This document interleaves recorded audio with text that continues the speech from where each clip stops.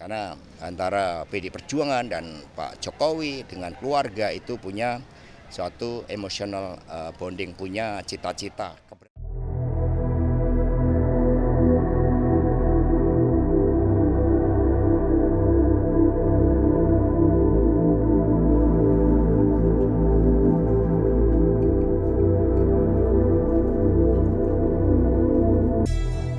Kita ini saling memperkuat.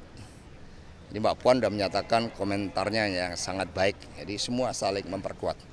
Karena antara PD Perjuangan dan Pak Jokowi dengan keluarga itu punya suatu emotional bonding, punya cita-cita kebersamaan untuk membangun Indonesia kita.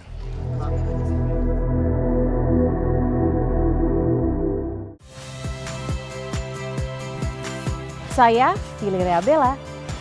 Saksikan program-program Kompas TV melalui siaran digital, pay TV, dan media streaming lainnya. Kompas TV, independen, terpercaya.